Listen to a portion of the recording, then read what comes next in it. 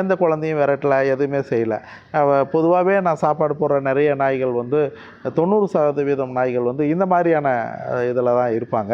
தொட முடியாத நாய்கள் வந்து எப்பவுமே நம்ம நான் என்னையும் தொட விடாது. அது தூரமாகவே நிற்கும், வாலாட்டம் சந்தோஷமாக குதிக்கும், எல்லாம் செய்யும், ஆனால் தொட விடாது.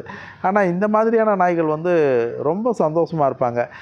இப்போ நான் வந்து மருந்து போடுறேன், அதில் எந்த ஒரு எதிர்ப்போ தெரிவிக்கல, அவங்க வந்து சந்தோஷமாகவே போட்டுக்கிறாங்க. அப்போது அந்த கீரிக்கு ஃபுல்லாக, ஏன்னா அவங்களுக்கு கீரிக்கு நான் அந்த மாதிரி மருந்து போடுறேன். இவங்களுக்கான வர்றதுக்கு காரணம் என்ன, ரோட்டில் படுக்கிறாங்க, மண்ணில் படுக்கிறாங்க, கண்ட இடத்துல படுக்கிறாங்க. அதனால் வந்து ஸ்கின் டிசீஸ் வந்து ஈஸியாக வரும்.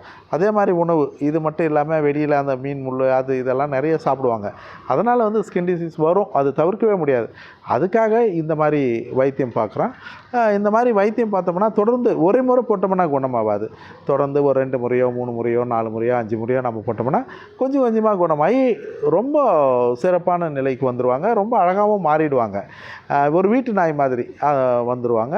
ஸோ அதுக்கான முயற்சி தான். அதுக்கு ஆள் துணை தேவைன்னா இப்போ பசங்க வந்ததுனால இதை பயன்படுத்தி இவங்களுக்கெல்லாம் வைத்தியம் பார்க்குறேன். இவங்களுக்கு எல்லாருக்குமே பார்த்துட்டேன். இவங்களுக்கு எல்லாரும் பார்த்து முடிச்சுட்டு இப்போ நாங்கள் இங்கேருந்து அடுத்த இடத்துக்கு கிளம்பி போகிறோம்.